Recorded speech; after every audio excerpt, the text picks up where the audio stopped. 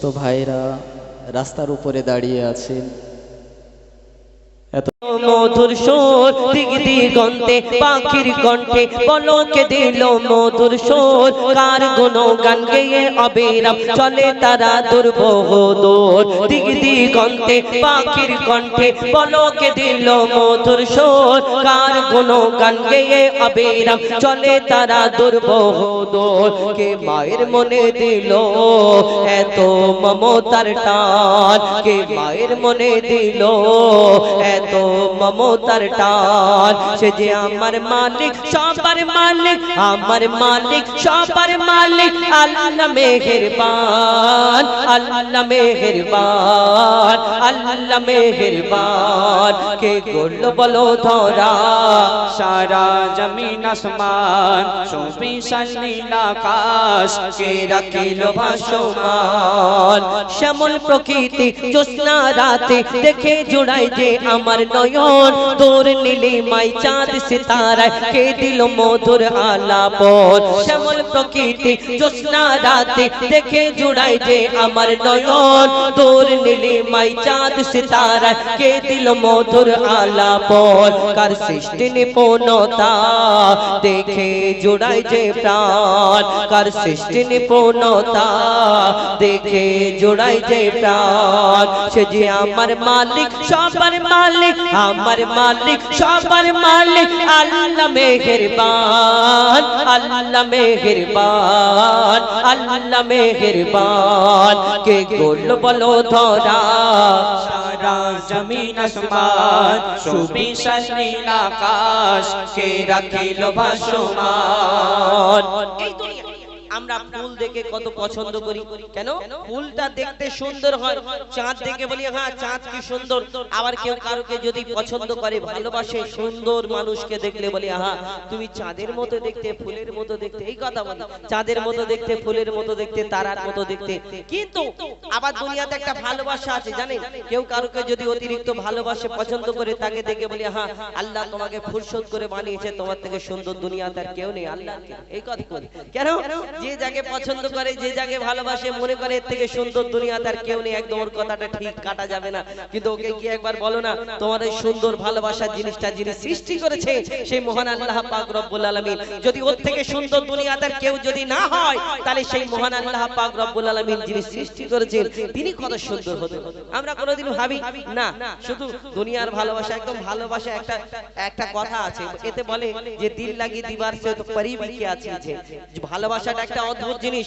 যদি একটা পাঁচিলকে ভালোবেসে বলে মনে করে এর থেকে সুন্দর দুনিয়াতে আর কেউ নেই, তার সামনে যদি একটা পরী এনে দেয় বলে এত সুন্দর একটা পরী তোমার সঙ্গে এর বিয়ে দেওয়া হবে, তখন সে বলে না আমার পাঁচিলটাই সুন্দর, ওই পরী পরী লাগলো। হ্যাঁ, মানে ভালোবাসা একটা অদ্ভুত জিনিস। কবি ছন্দের মাধ্যমে আরো কি লিখছে দেখো, তোমার নিয়ামত থেকে অবিরল করি শুকর তব সারাক্ষণ, তোমার নিয়ামত থেকে অবিরল করি শুকর তব সারাক্ষণ। সৃষ্টি তব যদি হয় এত সুন্দর, না জানি প্রভু তুমি কেমন।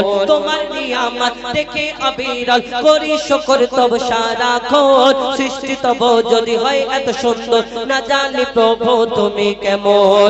করতারে সিজদা করে কবি মুজিবুল আলাম, করতারে সিজদা করে কবি মুজিবুল আলাম। সে যে আমার মালিক সবার মালিক, আমার মালিক সবার মালিক, আল্লাহ মেহেরবান, আল্লাহ মেহেরবান, আল্লাহ মেহেরবান। কে করল বলো ধরা সারা জমিন আসমান সুবিশাল নীল আকাশ কে রাখিল ভাসমান। কে সে যে আমার মালিক সবার মালিক, আমার মালিক সবার মালিক, আল্লাহ মেহেরবান, আল্লাহ মেহেরবান, আল্লাহ মেহেরবান, আল্লাহ মেহেরবান, আল্লাহ মেহেরবান, আল্লাহ মেহেরবান।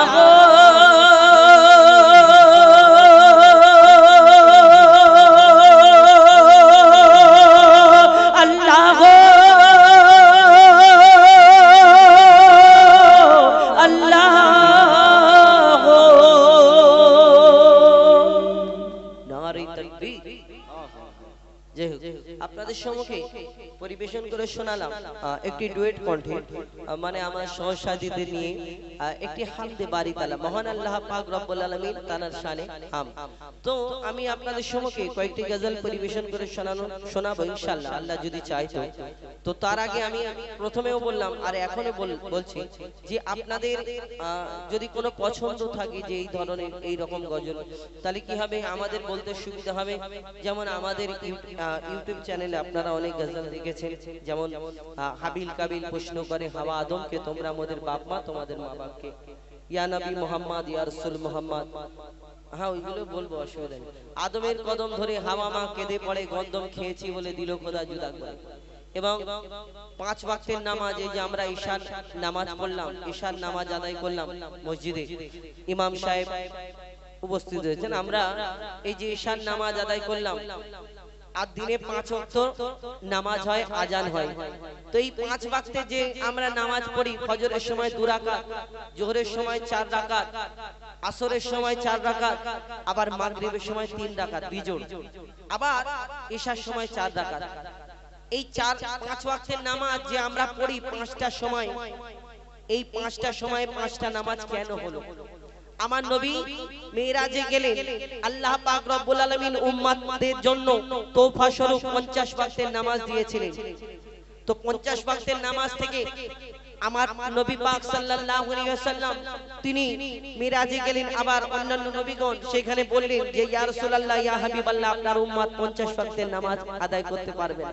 আমার নবী গেলেন আল্লাহর কাছে, আবার 5 ওয়াক্ত কমালেন, ওই 45। এবার আবার বললেন, আর টোটাল আমার নবী 9 বার জামা আসা করলেন সেখানে, আর শেষেতে 5 ওয়াক্ত এসে দাঁড়ালেন। যদি 5 ওয়াক্ত কেন এসে দাঁড়ালো? বেশ তো 50 থেকে 45 হলো, 35 হলো, 30 হলো, হতে পারতো, কিন্তু 5 ওয়াক্ত নামাজ কি করে হলো? 5 ওয়াক্ত নামাজ পড়লে কি ফায়দা, কি ফায়েজ ফাজিলাত, ইনশাআল্লাহ আপনারা যেমন বলবেন, যদি ঘটনামূলক গজল শুনেন আমি আপনাদের সম্মুখে শোনানোর চেষ্টা করব। তো এখন আমি আরো একটি ছোট্ট করে হাম বলি, তারপরে শোনাবো বিনা দানার খেজুর। আমরা এখন হাজী সাহেবরা হজে যাচ্ছেন, দেখবেন হজ থেকে আসার পরে আমাদেরকে খেজুর আর পানি দেয়, কিন্তু এই খেজুর পানি যে আমাদের দেয় তার মধ্যে দেখবেন অনেক রকম খেজুর আনে, কিন্তু এই বিনা দানার খেজুর থাকে তার মধ্যে একটা। তো সব খেজুরের মধ্যে যদি দানা থাকে, এই বিনা দানার খেজুরটা কি করে হলো ইনশাআল্লাহ শোনাবো, মন দিয়ে শুনতে হবে। যদি আপনারা মন দিয়ে শোনেন তাহলে আপনাদের ভালো লাগবে, বুঝতে পারবেন ইনশাআল্লাহ। আপনাদের সম্মুখে পরিবেশন করে শোনানোর চেষ্টা করব। তার আগে ছোট্ট আরেকটি হাম কবি ছন্দের মাধ্যমে লিখছে, দেখুন।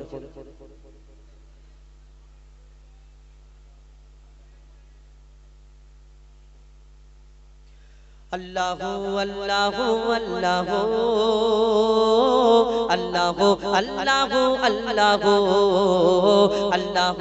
আল্লাহু আল্লাহু আল্লাহু আল্লাহু আল্লাহু আল্লাহু আল্লাহু আল্লাহু। এখানে আল্লাহ কোথায় কোথায় থাকে? আল্লাহ কোথায় থাকে বলো? আল্লাহ কোথায় থাকে তোমাদের এখানে? উপরে? ও তোমাদের ওখানে আল্লাহ, আল্লাহ কোথায় থাকে তোমাদের এখানে? উপরে? ও তোমাদের ওখানে আল্লাহ উপরে থাকে, আচ্ছা ঠিক আছে। তাহলে মসজিদটা তাহলে কি? মসজিদটা আল্লাহর ঘর, তাহলে আল্লাহ উপরে থাকে, আবার মসজিদ আল্লাহর ঘর বলছেন। আচ্ছা কাবা শরীফ যে আমরা তওয়াফ করতে যে হাজী সাহেবরা যায়, এই কাবা শরীফটা তাহলে কার ঘর? আল্লাহর ঘর। তাহলে মসজিদ আল্লাহর ঘর, কাবা শরীফ আল্লাহর ঘর। আপনারা বলছেন আপনাদের এখানে আল্লাহ উপরে থাকে, আচ্ছা আপনাদের এখানে আল্লাহ উপরে, আল্লাহ 3 জায়গায় থাকে, তাহলে কাবা শরীফ আর মসজিদ আর আল্লাহ উপরে থাকে। তাহলে আমাদের এখানে আল্লাহ কোথায় কোথায় থাকে শুনুন, কবি ছন্দের মাধ্যমে লিখছে, দেখো।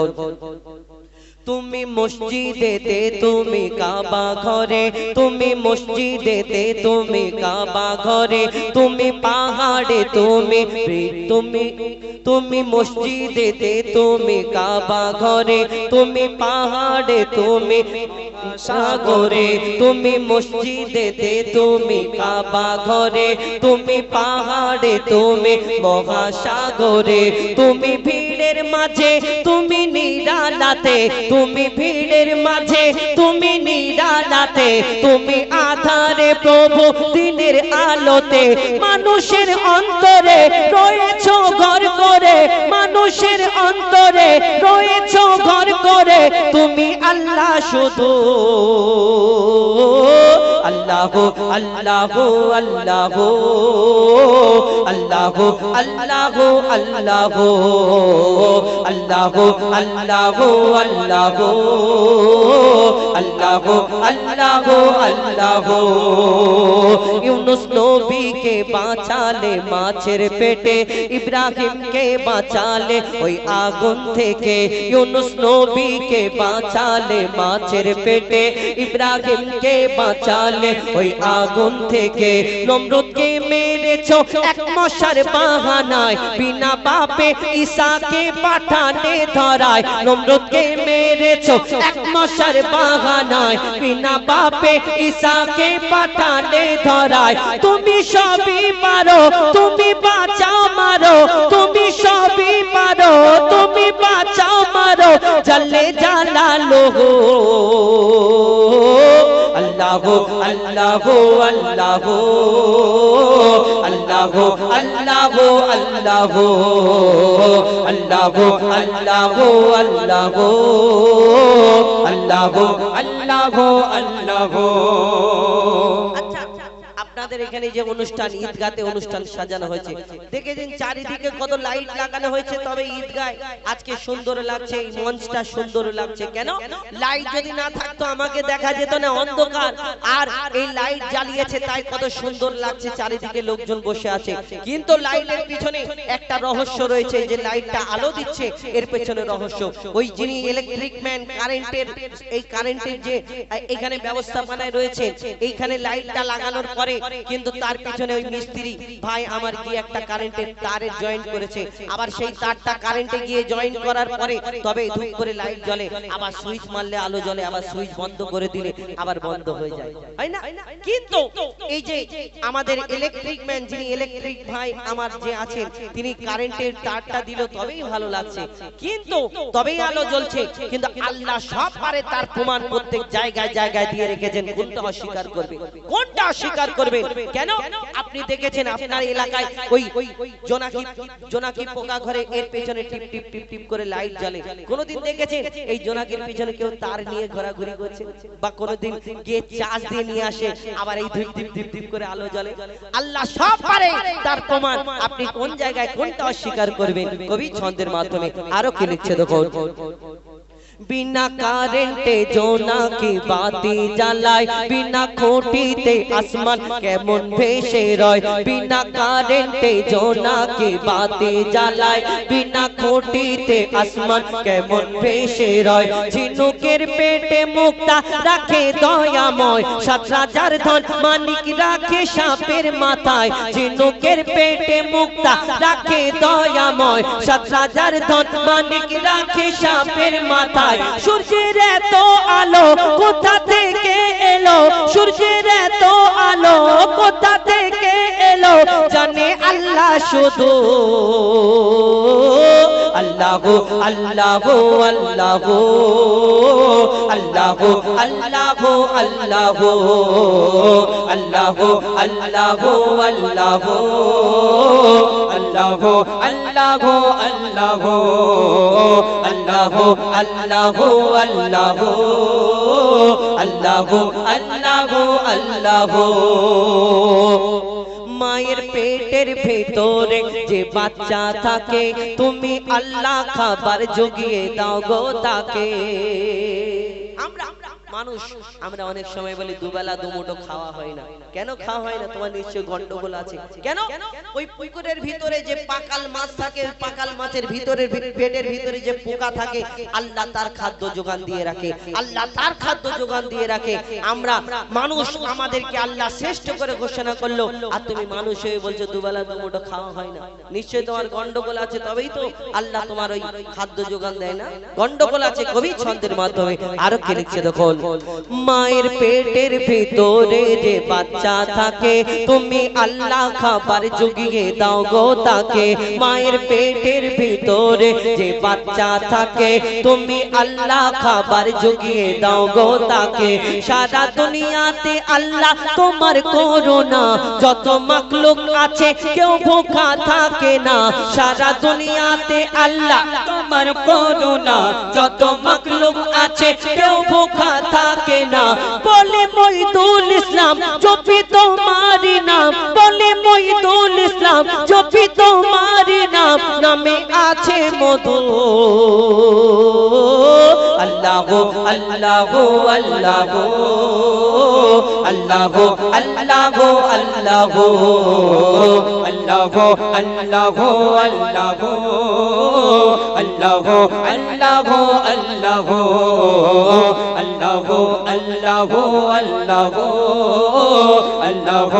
আল্লাহ আল্লাহ আল্লাহ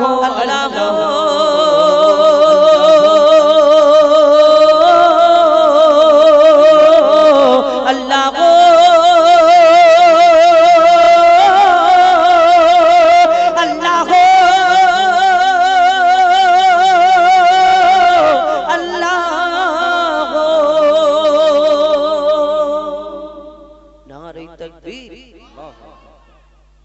ভালো লাগে না নাকি? হ্যাঁ ভালো লাগে। তাহলে একবার তাকবীর, আচ্ছা আল্লাহ আল্লাহকে আল্লাহু আকবার বললে আল্লাহকে ডাকলে খুশি হবে না দুঃখ পাবে কষ্ট পাবে নেকি হবে না গুনাহ হবে? গুনাহ হবে। ও তাহলে এবার যদি জোরে বলো, ধরো তোমার আব্বাকে যদি কি বলো আব্বা, মন থেকে যদি আব্বা 10টা টাকা দাও আব্বা খাবো, মন থেকে যদি বলো তাহলে আব্বা 10 টাকার জায়গায় 20 টাকা দেবে। আর গিয়ে যদি দেবে না, তাহলে মহব্বতের সঙ্গে আল্লাহকে ডাকলে আল্লাহ খুশি হবে নাকি? একটু জোরে বলা যাবে না? জোরে নারে তাকবীর।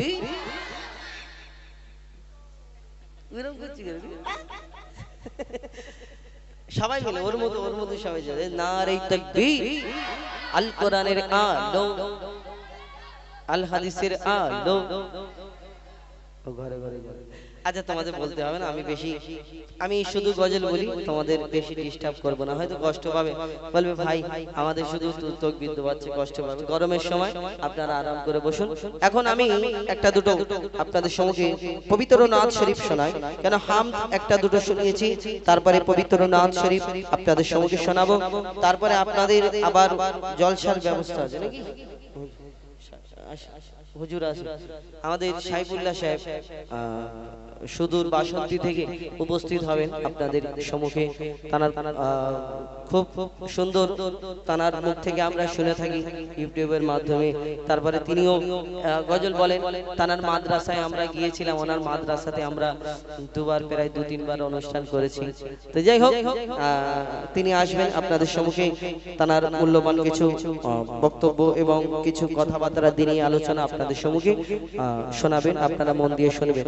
এখন একটি ঘটনামূলক গজল আপনাদের সম্মুখে শোনাই, একটু মন দিয়ে শুনতে হবে। ঘটনামূলক গজল আপনাদের মন দিয়ে শুনতে হবে। এবং আমি অনুরোধ করব আমার ভাইরা যারা রাস্তায় দাঁড়িয়ে আছেন কষ্ট করে, আমার দাদারা সুন্দর বসার ব্যবস্থা করেছে, হয়তো প্যান্ডেলের ব্যবস্থা করিনি, চেয়ার টেবিলের ব্যবস্থা করেনি, তো অনুরোধ করব একটু যদি রাস্তায় না দাঁড়িয়ে, আবার অনেকজনা বললে আবার চলে যায়, যাবার দরকার নেই, যদি না ভালো লাগে আসতে হবে না, কিন্তু যদি বসে যান তাহলে ভালো লাগবে। কেন অনেকজন আবার ভাবে আমি হ্যাঁ।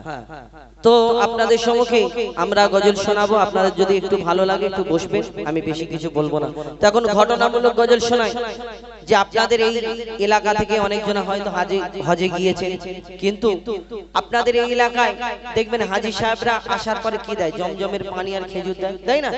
কিন্তু আপনাদের এলাকায় দেখবেন ওই খেজুরের মধ্যে অনেক রকম খেজুর থাকে, গোল খেজুর, পাকা খেজুর, শুকনো খেজুর, লম্বা খেজুর, একটা খেজুর থাকে বিনা দানার খেজুর। আপনাদের এই এলাকায় কত হাজার হাজার খেজুর গাছ আছে, কোন খেজুর গাছে এমন দেখাতে পারবে না যে খেজুর গাছে খেজুর হয় কিন্তু খেজুরের মধ্যে দানা থাকে না, এরকম হয় না, হয় না। কিন্তু আরবের বুকে যে বিনা দানার খেজুর হাজী সাহেবরা যে আনে, এই বিনা দানার খেজুরটা হলো কি করে? সব খেজুরের মধ্যে যদি দানা থাকে, এই বিনা দানার খেজুরটা কি করে হলো? মন দিয়ে শুনতে হবে। এই গজলটা শুধু বিনা দানার খেজুর নয়, আরো অনেক কিছু রয়েছে, মন দিয়ে শুনতে হবে। আমার দয়ার নবী মায়ের নবীকে আল্লাহ ধরনীর বুকে পাঠালেন, তার আব্বা জান ছিলেন না, তিনি এই ধরনীর বুকে মা আমিনার ঘরে যখন আসলেন, মা আমিনা বড় চিন্তা করে, কষ্ট করে যে আল্লাহ এত সুন্দর একটা ফুটফুটে বাচ্চা দিয়েছেন, কিন্তু এর আব্বা নেই, কেমন করে মানুষ করব? তখন আল্লাহর তরফ থেকে মা আমিনার কাছে কি খবর আসে? কবি ছন্দের মাধ্যমে লিখছে, দেখুন। মা আমিনার দোলাই দেখো তোলে মিমের ফুল দুনিয়া ঘুরে পাবে না গো যাহার সমতল মা আমিনার দোলাই দেখো তোলে মিমের ফুল দুনিয়া ঘুরে পাবে না গো যাহার সমতল সে আসার পরে পড়ছে দেখো আসার পরে পড়ছে দেখো সারা জগৎ কোল কি পড়ে বলে লা ইলাহা ইল্লাল্লাহু মুহাম্মদ রাসূল লা ইলাহা ইল্লাল্লাহু মুহাম্মদ রাসূল মা আমিনার দোলাই দেখো তোলে মিমের ফুল দুনিয়া ঘুরে পাবে না গো যাহার সমতল মা আমিনার দোলাই দেখো তোলে মিমের ফুল দুনিয়া ঘুরে পাবে না গো যাহার সমতল মা আমিনা চিন্তা করে আল্লাহর তরফ থেকে কি খবর আসে কি খবর কবি ছন্দের মাধ্যমে আরো কি লিখছে দেখো পিতার ছায়া ছিল না মাথায় নবী জন্ম নিল যখন শুধু ছিল মা আমিনা ছিল না ভাই বোন শুধু ছিল মা আমিনা ছিল না ভাই বোন নবী জন্মকালে এতিম বলে মা আমিনা ভাবে আমি করব কেমন লালন পালন খোদা গো কি হবে আমি করব কেমন লালন পালন খোদা গো কি হবে তখনই এক খবর আসে শোনো আমিনা বিবি তোমার কোলে নাজিল হলো খোদার শ্রেষ্ঠ নবী আল্লাহ স্বয়ং তার লালন পালনে নিয়েছে গোভার আর জিবরিল আমিন থাকবে হয়ে ওর পাহারাদার ও সৃষ্টি কোলের শিরোমণি সৃষ্টি কোলের শিরোমণি হবে নবী কোলের মোল দুনিয়াতে যার নাম হবে মুহাম্মদ রাসূল দুনিয়াতে যার নাম হবে মুহাম্মদ রাসূল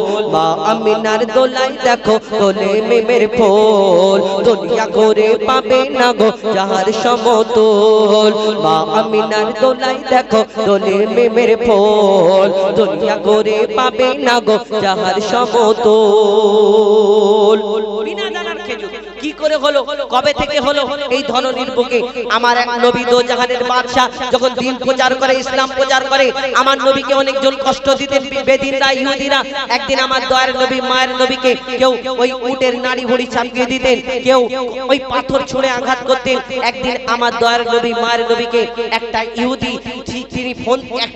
ফোন দিয়ে আটলো যে আমি ওই নবী মুহাম্মদ যে নবী বলে প্রচার করে আমি তাকে একটা পরীক্ষায় ফেলবো কি পরীক্ষা আমার দয়ার নবী মায়ের নবীকে একজন ইহুদি আমার নবীর সামনে এসে বলে শোনো মুহাম্মদ তুমি তো দুনিয়াতে নবী বলে প্রচার করো তোমার আগে অন্যান্য নবীরা এসেছে কেউ মুর্দাকে জিন্দা করে দেখিয়েছে কেউ পাথর কেউ ওই দুনিয়াতে ওই গাছপালা পশু পাখিরা কথা বলতো কোন নবীর সঙ্গে কিন্তু তুমি যে মুহাম্মদ নবী তোমাকে কেমন করে মেনে নিতে পারি কেন তোমার আগে অন্যান্য নবীরা এসেছে এক এক রকম মুজিজা দেখালো কিন্তু তুমি মুহাম্মদ তোমাকে আমি একটা পরীক্ষা করতে যাই কি পরীক্ষা সে পকেটে করে একটা খেজুরের দানা খেজুরের আঁটি এনে বলছে শোনো মুহাম্মদ সে চিন্তা করছে আমি এমন পরীক্ষা করব মুহাম্মদ কোনোদিন উত্তর দিতে পারবে না কি শোনো পকেট থেকে খেজুরের দানাটা বার করে বলছে শোনো মুহাম্মদ তোমাকে আমি খেজুরের দানাটা দিচ্ছি তুমি আমার সামনে পুঁতে দেবে আর একদিন একটা গাছ বের করে দেখাতে হবে তখন আমার দয়ার নবী মায়ের নবী সেই ইহুদিকে বলে শোনো শোনো তোমার এই খেজুরের দানা সে ভাবছে এবার হয়তো মুহাম্মদ ছুট দেবে পালাবে কিন্তু আমার দয়ার নবী খেজুরের দানাটা নিয়ে মিচকে হেসে বলছে শোনো তোমার সামনে আমি দানাটা পুঁতে দিচ্ছি আল্লাহর হুকুমে আল্লাহর ইচ্ছাতে এখানে শুধু একটা গাছ হবে না একটা গাছ হবে গাছেতে ফল হবে এই ফলও তোমাকে কালকে খাওয়াবো যখন এই কথা বলে ইহুদি তখন চিন্তা করে গা থেকে ঘাম ছাড়ে কেন একদিনে গাছ হবে ফল হবে না কেমন করে হয় কিন্তু আমার দয়ার নবী মায়ের নবী যখন এই কথা বলে সেই ইহুদি ঘরে চলে যায় দানাটা আমার নবী পুঁতে দেয় তার সামনে সে চিন্তা করছে এবার কেমন করে মুহাম্মাদের কাছে বাঁচবো তারপর কি ঘটনা হয় আর এই বিনা দানার খেজুর কি করে হলো কবি ছন্দের মাধ্যমে লিখছে দেখো এক খেজুর দানা নিয়ে এক ইহুদি নবীর কাছে কয় এক খেজুর দানা নিয়ে এক ইহুদি নবীর কাছে কয় বলে তোমায় নবী মেনে নেব এই দানাতে যদি একদিনে গাছ হয় তোমায় নবী মেনে নেব এই দানাতে যদি একদিনে গাছ হয়। আর সেই দানা নিয়ে নবী আমার মাটিতে পুঁতে হাসে, সেই দানা নিয়ে নবী আমার মাটিতে পুঁতে হাসে। বলে এই দানার ফল খাবে গোকাল ইহুদি তুমি এসে, এই দানার ফল খাবে গোকাল ইহুদি তুমি এসে। ভাবে ইহুদি সত্যি যদি এই দানাতে গাছ হয়ে যায়, সেই ভয়েতে গভীর রাতে ইহুদি দানা চুরি করে তুলে নেয়। ইহুদি গভীর রাত্রে ঘুম আসছে না, ছটফট করছে, আর ঘুম থেকে উঠে চিন্তা করছে মোহাম্মদের গাছ দানা থেকে যদি গাছ হয় তাহলে আমাকে কলমা পড়তে হবে, মুসলমান হতে হবে, আমার সম্মান থাকবে না। ইহুদি আস্তে আস্তে আস্তে আস্তে গভীর রাতে আমার দয়ার নবী যেখানে দানা পুঁতেছিল সেখানে এসে হাজির। এবার চারিদিকে দেখছে লোকজন কেউ নেই, কি চারিদিকে দেখার পরে দেখে লোকজন কেউ নেই, দানাটা আস্তে করে তুলে আর পকেটে পরে নেয়। এবার চিন্তা করছে মোহাম্মদ কেমন করে গাছ বের করে দেখায়, আমিও দেখবো। কেন, দানা তো আমি তুলে নিয়েছি, বিনা দানায় গাছ কি করে হবে? না, দানা যদি না থাকে গাছ কি করে হয়? তারপর কি ঘটনা হয়? তারপর ইহুদি নিজের বাড়ির দিকে যাচ্ছে, লোকজন জোগাড় করছে, শোনো শোনো কালকে মোহাম্মদকে বেইজ্জত করব আমি, আর তোমরা সবাই মিলে তামাশা দেখবে। তারপর কি হয় কবি ছন্দের মাধ্যমে লিখছে, দেখো ভাবে ইহুদি সত্যি যদি এই দানাতে গাছ হয়ে যায়, সেই ভয়েতে গভীর রাতে ইহুদি দানা চুরি করে তুলে নেয়, সেই ভয়েতে গভীর রাতে ইহুদি দানা চুরি করে তুলে নেয়। পরের দিনে সেই ইহুদি নবীর সাথে গাছ দেখতে যায়। কি হয়? পরের দিনে সেই ইহুদি নবীর সাথে গাছ দেখতে যায়, গিয়ে দেখে সেথায় গাছ হয়ে ফল ভরে নয়। নবী তাকে নিজের হাতে সে গাছের খেজুর খেতে দেয়, আর খেজুর খেয়ে বলে ইহুদি এর দানা কোথায়? আমার নবী সেই গাছের খেজুর সেই ইহুদিকে খেতে দেয়, একটা খায়, দুটো খায়, তিনটে খায়। আমার নবীকে আবার প্রশ্ন করে, মোহাম্মদ আর জীবনে তোমাকে প্রশ্ন করব না, বলো একটাই উত্তর দাও, শেষ কথা আমি আর কোনোদিন বলবো না। কি? যে শোনো আরবের বুকে এত হাজার হাজার লক্ষ লক্ষ খেজুর গাছ আছে, সব খেজুরের মধ্যে যদি দানা থাকে, তোমার এই গাছ হয়েছে, গাছের মধ্যে খেজুর হয়েছে, কিন্তু খেজুরের মধ্যে দানা নেই, কি ব্যাপার? আমার দয়ার নবী কি উত্তর দেয় তাকে? কবি ছন্দের মাধ্যমে লিখছে, দেখো সেই খেজুর খেয়ে বলে ইহুদি এর দানা কোথায়? আর নবী বলে যে